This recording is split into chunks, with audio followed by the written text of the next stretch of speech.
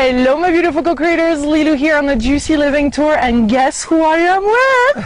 Drunvalo. How exciting is this? I'm so happy to meet you in person, Drunvalo. I'm happy to be here too. Bonjour. Bonjour. So happy to be here. In the beautiful Red Rock country. Oh yes, this is definitely red rocks. There's everywhere. And this is a pretty special place you wanted to do this interview from. Well, I chose this spot because last time you talked about the plasma beings, and they were actually here just a couple months ago. The plasma beings and the people. We were on this very spot communicating with them, and so why not? Yes, beautiful space. So there's a special energy here, a lot of vortexes around. Well, yeah, all of Sedona is just one big vortex. There's big vortexes that everybody knows about, but there's vortexes everywhere because the soil is made out of iron, and the iron messes up the magnetic field and causes it to spin, and so you get these vortexes everywhere. You either get used to it and you love it, or you go away from here as soon as possible. Yes, absolutely. Some people come here and they'll leave in the middle of the night. They can't handle it. Wow. It's just too much energy. But the plasma beings loved it. Oh yeah, they love energy. The more the better. Yeah. They don't have a problem with this at all. All right, so I would love to start this conversation because there's a lot to talk about and a lot of important things to talk about, especially at this time. Yeah. But there is the, let's start with, you wanted to start really with the dimensions, the different dimensions, and explaining us that so that we can go into the angelic realms. You and I talked about the plasma beings last time, and then you brought up the idea of speaking about angels. And when I thought about that, what a great idea, because their origins and their relationships are so similar in a lot of ways that it's a perfect thing to begin discussing. The only thing is that for most audiences, I'm sure this one maybe is better than most, but for an average person, they wouldn't understand a lot of the things I'm saying if I don't talk about dimensions for just a little bit anyway. I don't want to get too technical in all of this, but yeah. In physics, just to give an overview of everything, in physics they have found 11 different dimensions, and their ideas of these dimensions are that the XYZ axis is the first 3 dimensions, time is the 4th dimension, and using mathematics they've bent this around and come up with 11 different dimensions. They may come up with more, but right now they're up to 11. When I talk about dimensions using the same word, the connotation is completely different. I'm not talking about that. That's their ideas, but it has nothing to do with the universe. All the indigenous people all over the world, I can speak with them fluently because they understand what I'm talking about with this. When I'm speaking about dimensions, I'm talking about that the entire universe is made up of vibration, or just, and one way you can look at it is just sound or frequency. And one way of looking at the universe, there is nothing else. That's all there is. Well, the way that all these frequencies and vibrations interact with each other is just not at random, but they interact in exactly and precisely the same way that music does. So if you're looking at a chromatic scale and you see the notes of C and C sharp and D, etc., the distance between those different notes is all based on 11 cycles per second, which is how music is based on. And so all the notes in the chromatic scale are 11 cycles per second or multiples thereof. And so it's when you apply that into the frequencies of the universe, that is how the universe organizes or structures itself. And so everything is a frequency, and everything is harmonics of music. And so when we look at dimensions, we see them separated in exactly the same way music is, in the same distances between C and C sharp and D and etc. The universes are separated in exactly that same way. It was Bell Labs who figured out what the frequency of the 3rd dimension is. They found that out. It was a long story, but they calculated out. It was 7.28 centimeters, I believe it is. And once you know one of them, you can calculate all the rest of them and where they are. And they're just like television, too, in that when you are on a television channel, you have an aerial so long that's receiving a certain message, it's a certain frequency. If you switch to another channel, it'll either be a shorter or longer wavelength. But when you do, you completely change the image that you're looking at. If you had the consciousness and you were able to change the frequency of your consciousness as you were doing it, and there are people that can do this, you would poof, disappear from here, and you would reappear in whatever frequency that you were attuned to. There is no difference. And so the whole universe has this separation based on music. And when you talk about angels, they live not on the third dimension, but on the fourth dimension. And they live in very specific overtones, which are the fourth, fifth, and sixth overtone of that particular harmonic frequency. And humans on that frequency have a connection also, and they're on the fourth, fifth, sixth, seventh, eighth, and ninth overtone. And so humans and angels are on a fourth dimensional level. We're like neighbors. We're very close to each other. We've been close to each other forever, and so we have a relationship with each other that has existed beyond what we think of ourselves right now. And what is that relationship? Well, the angels and humans, the humans were on a higher level than them at one point, but about 13,000 years ago, we had a disturbance on Earth that we caused, that caused us to fall in consciousness, and we dropped way, way, way down from there to where we are now. Yeah. Now humans think we're the greatest thing that were ever on Earth, and we have this ego that we think we're superior in the universe. And the only one. Yeah, the only thing here. And actually, we're kind of like a bug.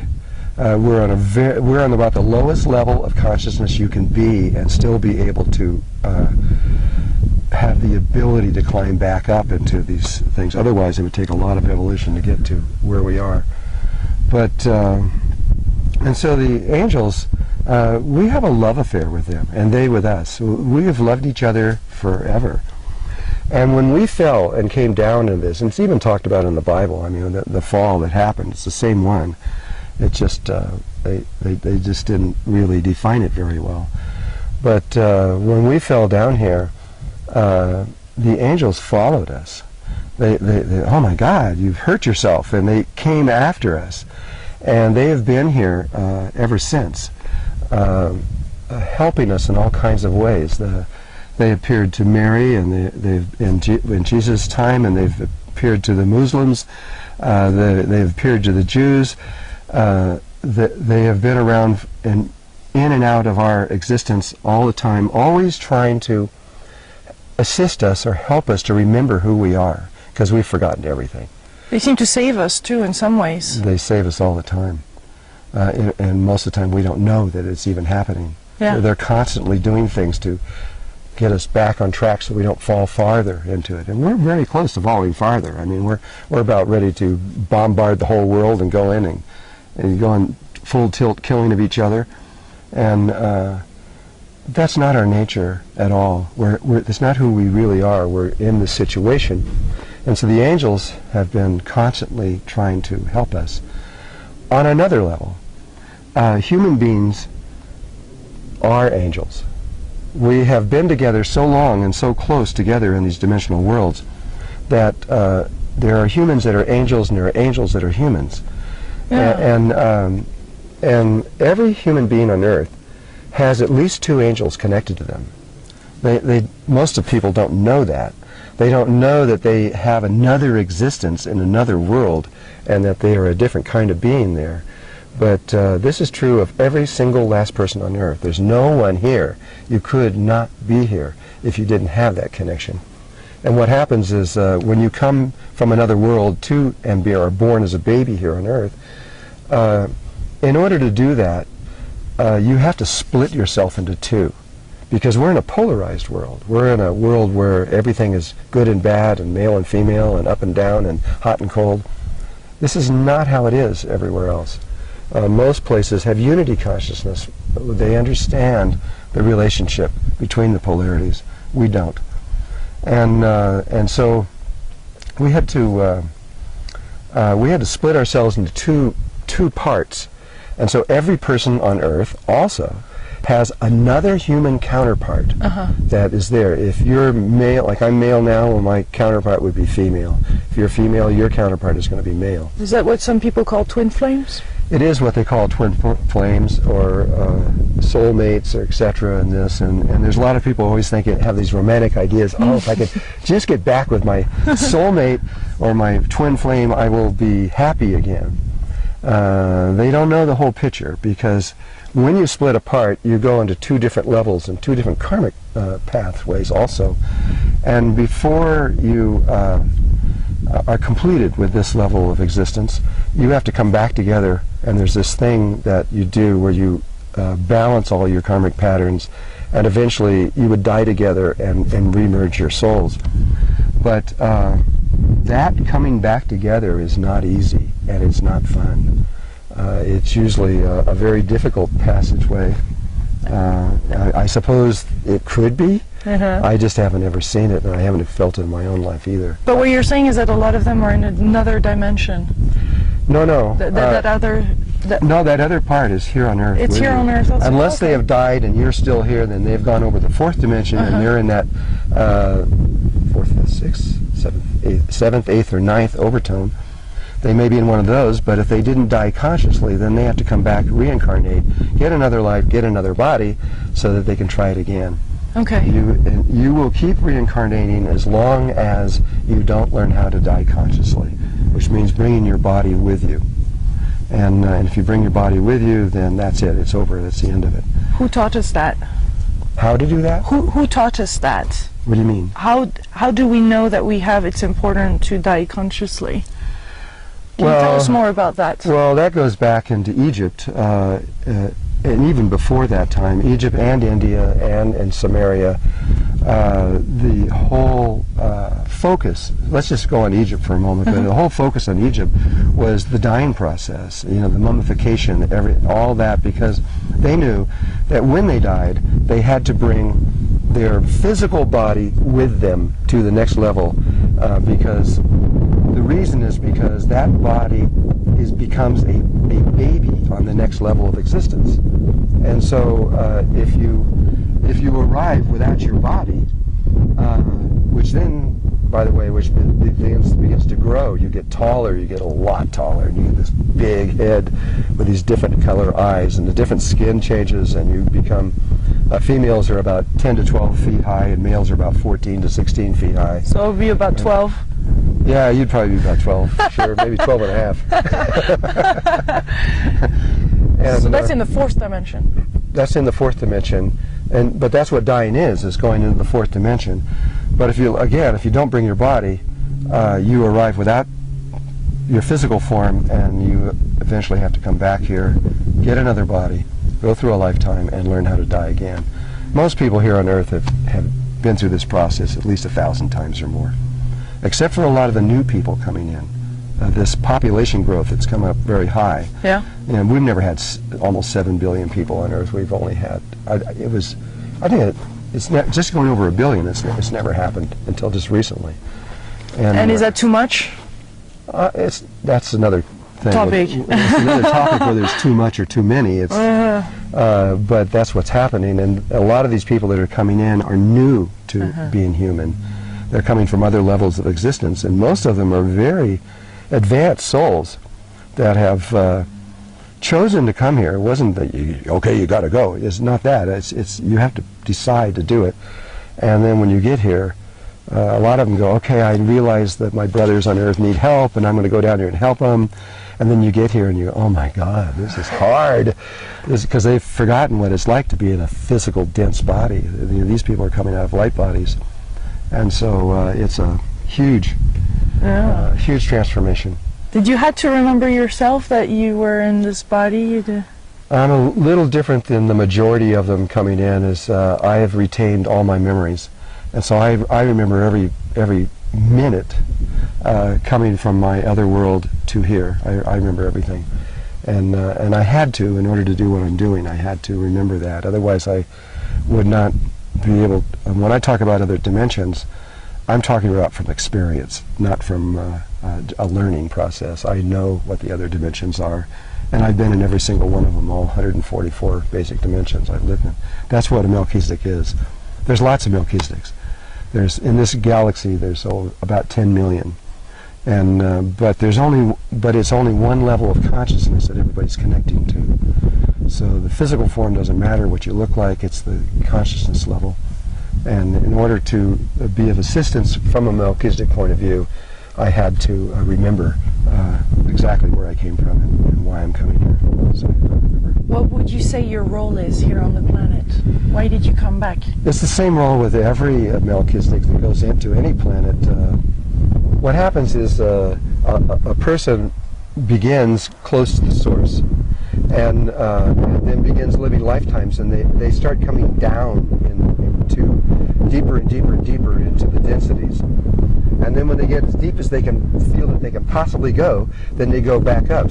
So we're talking about, everybody here is talking about ascension, moving higher. Yeah. But the higher beings have been coming down. They're going through descension, coming down to here.